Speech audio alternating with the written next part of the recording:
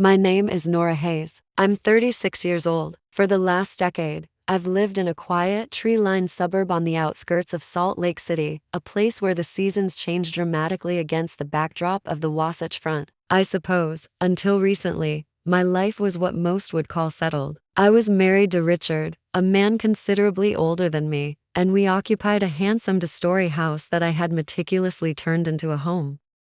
We were the quiet couple on the block, known for polite waves and little else. Our privacy was a fortress we had built together, brick by brick. I used to find comfort in that fortress, in its predictable, orderly silence. But that was before. Next door, in a smaller, more modest house, lives Leo Vance. He's a few years younger than me, maybe 32 or 33. He has a kind, unassuming face and a way of moving that suggests a life lived without much fuss. He's an accountant of some kind, working from home most days. We've exchanged the usual neighborly pleasantries over the years, brief smiles over the recycling bins or a quick hello when he's mowing his lawn. He seemed nice enough, a steady, quiet presence. I never gave him much thought beyond that. He was just the man next door, a peripheral character in the story of my life. Last week, my story was violently rewritten. Richard had a massive heart attack in his office downtown. It was sudden, brutal, and final. The news spread through our quiet neighborhood like a tremor, a wave of hushed phone calls and concerned glances. I moved through the subsequent days in a fog of logistics and forced composure. I didn't truly break until after the funeral, after the last casserole dish had been returned and the final condolences had been offered. The day after we buried him, I found myself standing in the center of my living room, and the silence was no longer predictable or peaceful. It was a deafening, crushing void. It was 4 o'clock in the afternoon. I looked out the window and saw a light on in Leo's house. Without thinking, without allowing myself to second-guess the impulse, I walked out my front door, across the small patch of lawn separating our homes, and knocked. When he opened the door, dressed in a soft gray hoodie and sweatpants, his expression a mixture of surprise and concern, I could feel the dam inside me begin to crack. I clutched the cold, empty teacup I'd brought from my kitchen, my knuckles white. "Hi, Leo," I managed, my voice a fragile whisper. "I'm sorry to bother you. Do you think I could come in for a moment?" He didn't hesitate for a second. His immediate, unquestioning acceptance was a balm.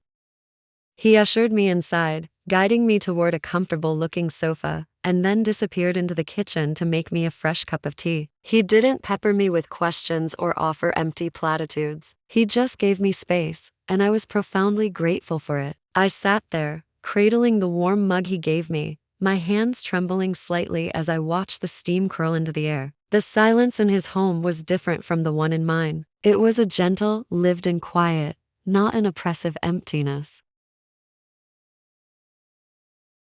After what felt like an eternity, I finally found my voice. "It's too quiet over there," I whispered, staring down into my cup. "I thought I could manage it. I can't be alone in that house right now." He simply nodded, his eyes full of a quiet understanding. He told me I didn't need to explain myself. We sat there for a while longer, the unspoken permission to just exist filling the space between us. It wasn't awkward. For the first time in days, I felt a flicker of comfort. After a time, the words started to come, tumbling out in a quiet, steady stream. I spoke of Richard, of the good years that had slowly faded into something else. I talked about the distance that had crept in, insidious and silent, over the last few years, turning our marriage into a partnership of roommates cohabitating in a beautiful, empty museum of a life. I wasn't weeping. It felt less like grief and more like a necessary confession, a truth I had held under my tongue for so long it had started to poison me. I looked up and met his gaze. "I know this must sound terrible," I admitted, my voice low and raw, "but a part of me feels like I've already done my grieving. It feels like I lost the man I married a long time before his heart actually stopped beating." I expected a flicker of judgment, of confusion, but his expression remained open and patient. He didn't offer advice or try to fix it. He just listened, and in that moment, that was the most profound kindness anyone could have shown me. Before I finally gathered the strength to leave, my gaze drifted around his living room. It was simple, warm, and real. It's so warm in here, I said, the words carrying more weight than I intended. And then I was gone, stepping back across the lawn and into the chilling silence of my own house. But the brief respite had changed something. The boundary between our two separate worlds had been breached. The morning after my visit to Leo's, I couldn't settle. My house felt larger, emptier. Every routine task was a reminder of the void Richard had left and the void that had existed long before he was gone. I had a mountain of paperwork to sort through, calls to make, a life to dismantle and attempt to reassemble. But my thoughts kept drifting next door, replaying the scene on his couch. I remembered the way he had just sat with me, the way he'd held my gaze without flinching as I spoke the ugly truth about my marriage. His quiet strength, his simple, humane response, had lodged itself in my mind. By noon, the coffee I'd made had gone cold, and I hadn't eaten a thing. I was staring at a life insurance policy, the words blurring into meaningless shapes, when I heard a soft knock on my front door. My heart gave a little jump. I opened it to find him standing there. He wasn't wearing a suit or anything formal, just jeans and a worn gray hoodie that seemed to hang on his frame with a comfortable familiarity. In his hands, he held 2 brown paper bags from a local deli I loved. I had a feeling you might forget to eat, he said, a small, tentative smile on his face. I almost did too. I brought you lunch, if that's okay. He didn't wait for a formal invitation, and I didn't need to give one. He stepped inside, and it felt surprisingly natural, as if this was a visit that was meant to happen. We ended up on my back patio. The sky was a sheet of muted gray, and a cool breeze rustled the leaves of the aspen trees in the yard. He handed me a turkey and Swiss on rye, and we sat in my wrought iron chairs, the crinkling of the sandwich wrappers the only sound between us. We ate in silence at first, and I was grateful he didn't try to fill it. I took small, mechanical bites, my gaze fixed on the distant line of mountains peeking over the fence. My mind felt like a landscape just as vast and empty. Eventually, I was the one who spoke. It's so strange, I said, my voice barely above a whisper. I keep waiting for the devastation to hit me like a wave. I thought I'd be hysterical, screaming, unable to function. Instead, it's just this hollowness, like I'm a ghost haunting my own life. I could feel his eyes on me, but I kept my own fixed on the horizon. This knot has been in my chest for years, Leo. It was there long before Richard died. I think the grief began when our marriage did, when we stopped being partners and started being occupants. I let the words hang in the air, a confession I'd never even admitted to myself so clearly. I let him talk, his voice gentle and steady, and I just listened. He sighed, a heavy sound. We were so close once. I loved him. I truly did. But his career consumed him. More travel, later nights, less conversation. I began to feel invisible. I'd eat dinner by myself even when he was home, working in his study. We shared a bed, but there was an ocean between us. I finally turned to meet his gaze. My eyes were misty, but I held his look, needing him to understand. Have you ever felt yourself slowly vanishing inside your own home? He nodded, a slow, deliberate movement. Not because he'd lived my exact experience, but because he understood the particular chill of loneliness. There was a pause, and then a soft, self-conscious laugh escaped my lips. I'm so sorry. I didn't mean to turn you into my personal therapist. There isn't anyone else I can say these things to. You don't have to apologize for that, he said, his voice firm but kind. Sometimes all a person needs is someone to sit with them in the quiet. The gratitude that washed over me was immense, almost startling. For the next hour, the conversation shifted. We didn't talk about Richard or grief anymore. We talked about small, simple things, terrible movies we secretly loved, the best coffee shops in the valley, a story I told about a stray dog I'd tried to adopt years ago that had chewed through a sofa cushion. I learned he'd once accidentally sent a company-wide email with a subject line that was supposed to say public announcement but had a mortifying typo. I laughed, a real unrestrained laugh that felt foreign and wonderful in my own throat. For a few minutes, I felt like a person again, not just a widow. At one point, as I gestured while telling a story, the back of my hand brushed against his on the small patio table. The contact was brief, a fleeting warmth, but it lingered for a second too long. We both froze. I pulled my hand back, a hot flush of something guilt, confusion. I didn't know what rising in my chest. I should go, I said abruptly, pushing my chair back and standing. It's probably too soon for all of this. I don't want you to feel like I'm just using you as an emotional crutch. He stood as well. You're not, he said, and his sincerity was absolute. I hesitated by the back door. I just really didn't want to be alone today. He nodded. Then don't be. Anytime you need to not be alone, or to talk, or to just sit, my door is open. A heavy silence fell between us then, pregnant with an unspoken acknowledgement. Something was shifting, a warmth was kindling in the wreckage of my life, a connection neither of us had sought but both of us were feeling. I gave him a slow nod. Thank you, Leo, for everything. I stepped outside and walked the few yards across the grass to my own front door. I could feel his eyes on me as I went. Something had fundamentally changed. There had been no embrace, no dramatic confession, but an invisible line had been crossed, and I knew, with a certainty that both scared and intrigued me, that there was no going back. The next day began under a heavy, overcast sky, the air thick with the promise of rain. I sat at my kitchen table, nursing a cup of lukewarm coffee, trying and failing to focus on the tasks ahead. My thoughts were a tangled mess, constantly circling back to Leo. It wasn't just that he had been kind. It was the feeling of his presence, a calm anchor in my turbulent emotional sea. His words, his quiet attentiveness, the memory of that brief, accidental touch on the patio, it all stayed with me, a persistent, gentle hum beneath the roar of my grief. Sometime after lunch, I found myself drawn to the window overlooking his backyard. I told myself I was just looking at the weather, but my eyes sought him out. And there he was, standing on his small back porch, his arms wrapped around his torso as if holding himself together. He looked uncertain, vulnerable, like a man hesitating on the edge of a decision. I watched for a moment, then turned away, my own heart aching with a confusing mix of emotions.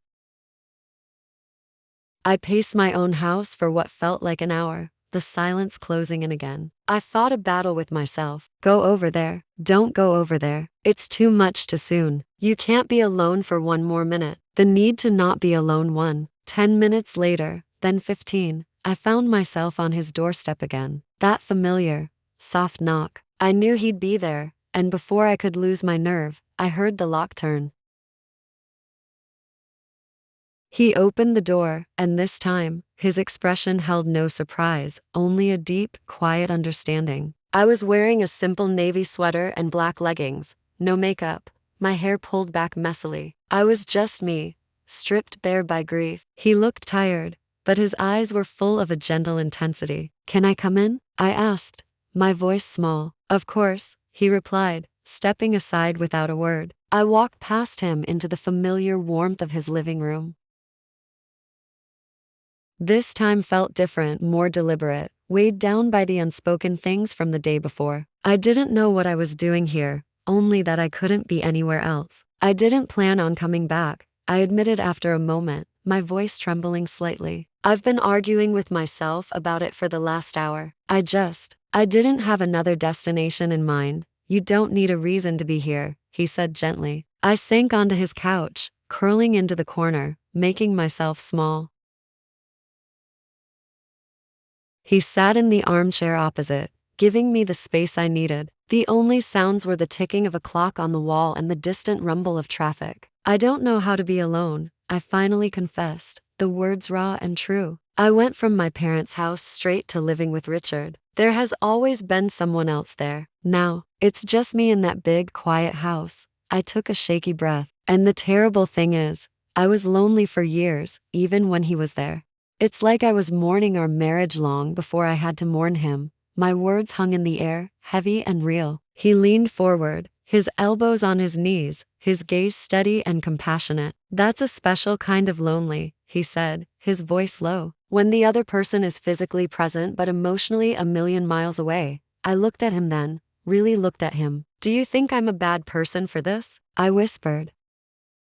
For being here with you? For not feeling guilty about it? He considered my question for a long moment, giving it the weight it deserved. No, he said finally, his voice soft but certain. I don't think grief or human connection works on a schedule. Sometimes people show up in our lives exactly when we need them. There's nothing wrong with that. A wave of relief so powerful it almost made me dizzy washed over me. It felt like he had given me permission to feel something other than sorrow. I just didn't expect to feel a pull toward anyone right now, I whispered, looking down at my hands, twisting the hem of my sweater. Neither did I, he admitted quietly. I looked at him again. I can't go back to that house tonight, not because I'm running from his memory, but because the silence in there. I feel like it's going to swallow me whole. I could see in his eyes that he understood it wasn't melodrama. It was the plain, unvarnished truth of a woman at her breaking point. You don't have to, he said simply. The guest room is empty. You can stay. You can breathe. Tears pricked at the corners of my eyes, and I blinked them back fiercely. I didn't expect you to offer that. You're not alone in this, Nora. I managed a slow nod, and for the first time all day, the shadow of a genuine smile touched my lips. Later, as I sat in his living room sipping chamomile tea, I could hear him moving around in the spare bedroom, the soft sounds of fresh linens being put on the bed. We barely spoke. The silence was comfortable, a shared space of quiet support. Before I retreated to the guest room, I felt I had to thank him properly. I stood before him, the space between us charged with a quiet energy. Thank you, Leo, I said softly, for this, for not treating me like I'm broken, for making me feel like a person again. And then, on impulse, I stepped forward and wrapped my arms around him. It wasn't a romantic gesture. It was a deeply human one. It was an embrace of pure gratitude and relief. I rested my head against his shoulder, and his arms came around me, steady and strong, holding me in a way that felt safe and solid. It was the kind of hug that anchors you when you're adrift. When we finally pulled apart, I whispered, "Good night," and disappeared down the hall into the sanctuary of the guest room. I stood in the dark for a long time, the warmth of his embrace still lingering on my skin. I didn't sleep much that night, not because of any discomfort or fear, quite the opposite. I was simply aware, acutely aware of the fact that I was not in my own bed, in my own silent house. I was aware that Leo, a man I barely knew a week ago, was sleeping in a room just down the hall. I was aware of the immense weight of my new reality as a widow, and the strange, frightening, and yet hopeful reality that I had chosen to spend the night in his home. The walls felt thin, the house breathing around me. I kept replaying the hug in my mind. It was so simple, so honest. It wasn't about passion or desire. It was about connection, about one person offering a moment of solace to another. It was the kind of contact you don't easily forget, not for what it might lead to, but for how profoundly necessary it felt at the time. As the first hint of gray light began to filter through the window blinds, I slipped out of bed. The house was still, and I moved with a quiet reverence, not wanting to disturb the peace. I found my way to the kitchen and started a pot of coffee, the aroma filling the small space. I stood by the window, cupping the warm mug in both hands, watching as the dawn slowly painted the sky over the silhouette of the mountains. About 20 minutes later, I heard the soft, cautious sound of footsteps in the hallway. Leo appeared in the doorway, wrapped in a light gray blanket from the guest room he'd given me. His hair was messy from sleep, his expression calm but etched with fatigue. He looked real, raw, and in that moment, more handsome than I had ever noticed before.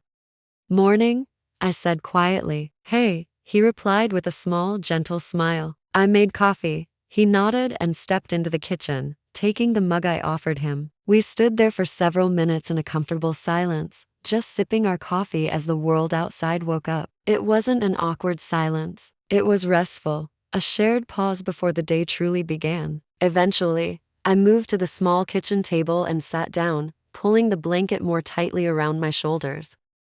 I stared out the window for a long moment before speaking. "I have absolutely no idea what I'm doing," I said, the admission both terrifying and freeing. He sat across from me. "I don't think you're supposed to, Nora. I think you're just supposed to get through it, 1 minute at a time. That's more than enough." He was right. Yesterday, I continued, looking directly at him, my gaze full of an emotion I couldn't quite name, just sitting here, talking, breathing. It felt like I reclaimed a tiny piece of myself that had been lost for years. My voice dropped. Richard and I. We weren't a team anymore. We were just two people sharing a mortgage. We existed in the same house, but we lived in different worlds. I don't think I realized how hollowed out I had become until I walked out of that house, and in 2 years, I let the words settle between us, knowing he was truly listening. I came here yesterday because I couldn't stand the silence, I said. And now I don't want to go back. Not yet. And so, I stayed. There was no formal discussion or plan. It just happened. He made us scrambled eggs and toast for breakfast. I helped him with a load of laundry, and we both laughed when I pulled a lone pink sock from his whites, a mystery to us both.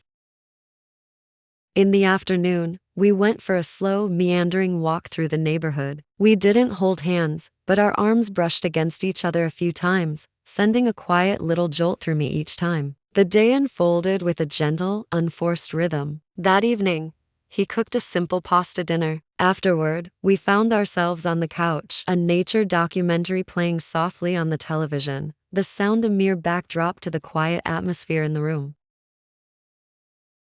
I had my legs tucked beneath me, nursing a cup of tea. He sat next to me, a comfortable distance away. It's strange, I said into the dim light. I feel a sense of peace here, like I have permission to just be. I can't remember the last time I felt that. I turned to look at him. You don't have to have this all figured out, he said. There's no instruction manual. I looked up at him, my eyes searching his for confirmation, for understanding. Do you think it's wrong, I asked, my voice barely a whisper, that this feels okay? That I don't feel guilty for being here? No, he said, his voice a gentle reassurance. I think you're doing exactly what you need to do to survive. And there is nothing wrong with that. My head found its way to his shoulder, a simple, trusting gesture. I felt his arm come around me, not in a possessive or suggestive way, but as a steady, supportive presence. And in that quiet moment, something shifted. I tilted my head up, and our faces were suddenly very close. I saw something flicker in his eyes. I could feel the warmth of his breath on my skin. And then, slowly, tentatively, I leaned in. My lips met his in a kiss that was impossibly soft, a question I wasn't sure I had the right to ask. It was brief, gentle, and utterly devoid of fireworks. It was just a moment of pure connection, two lonely souls finding a flicker of warmth in the dark. I pulled back, a wave of panic and regret washing over me. I'm sorry, I breathed. Don't be, he whispered back, his voice thick with emotion. We didn't kiss again. Instead, I leaned my head against his chest, and we just sat there for what felt like an hour, wrapped in a profound, understanding stillness. Something had irrevocably changed, and while neither of us dared to name it, we both knew our lives were now intertwined. At the time, I don't think I grasped the true depth of what was growing between us. In those first raw days, we were two people simply trying to navigate the unexpected circumstances life had thrown at us. But as the days turned into a week, the simple, shared moments, the morning coffees, the quiet walks, the easy silences began to weave themselves into something more substantial, something real. It wasn't a sudden or dramatic transformation. After that night, after that one hesitant kiss, we took a step back. We both intuitively understood that we needed space to process what was happening. I went back to my own house. It wasn't an awkward retreat. It was a necessary one. I needed to face the quiet rooms, to sort through Richard's belongings, to reclaim my home as my own. But I no longer felt like I was doing it alone. Each morning, I would walk over to Leo's or he to mine, and we would share a cup of coffee.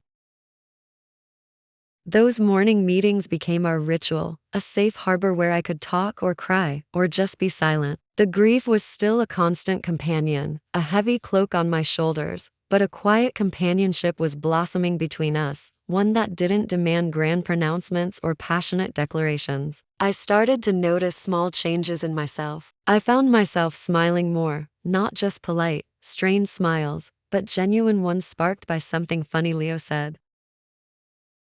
My laugh, when it came, felt less rusty. I began talking about things I used to love: painting, hiking in the canyons, authors I hadn't read in years. I was slowly, carefully, finding the woman I had been before my marriage had faded to gray. And I could see I was having an effect on him too. The quiet, solitary man next door seemed lighter, his smiles more frequent. My presence seemed to be drawing him out, just as his was grounding me.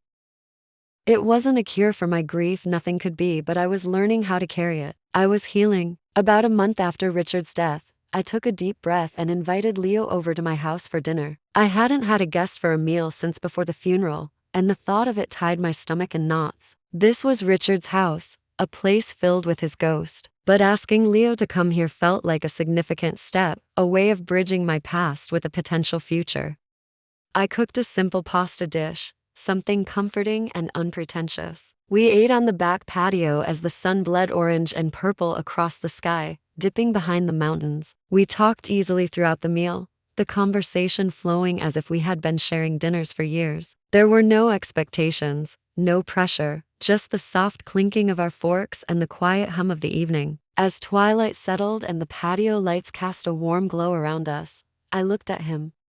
The look in his eyes was different now. The pity and concern had been replaced by a steady, certain warmth. "I think I'm ready," I said, the words surprising me as much as they might have surprised him. "Ready for what?" he asked gently. "Ready to let myself actually move forward," I explained, my voice finding a new strength. "I've been so stuck, Leo, for so long. Being with you, it hasn't been a distraction from my grief. You've helped me see that it's okay to want something new. That my life doesn't have to be defined only by what I've lost." His reaction was quiet but profound. He didn't speak. He simply reached across the table and took my hand in his. His touch was warm and firm, a silent promise. And in that moment, I knew he understood everything. I smiled, a real full smile that reached my eyes, and I saw in his a reflection of my own hope. "I don't want to rush into anything," I continued, needing to say it all. "But when I dare to picture what my life might look like a year from now, you're in the picture. And that means more to me than I can say." A slow smile spread across his face. "I don't want to rush either," he said softly. "We can take this as slow as you need. But I want to be there with you, Nora. I think we both deserve a chance at this." The silence that followed was filled with a beautiful, shared understanding. The questions had been answered. From that day forward, our relationship deepened, not in a rush of romance, but in the steady accumulation of shared days. We still had our quiet mornings and our long evening talks. We took walks, cooked together, and simply enjoyed the profound comfort of each other's company. We were building something real, piece by piece, on a foundation of honesty and mutual support. Months later, I would wake up in the morning and the first thing I would see was his face, peaceful in sleep beside me. Our love wasn't the chaotic, fiery passion of novels. It was a quiet, steady flame that warmed both of us from the inside out. It was built on small gestures, unwavering support, and the shared knowledge that we had found each other in the wreckage. I was happy, truly happy. And so was he. Our story wasn't just about grief anymore. It was a story about healing, and about the quiet, unexpected, and beautiful possibility of a second chance.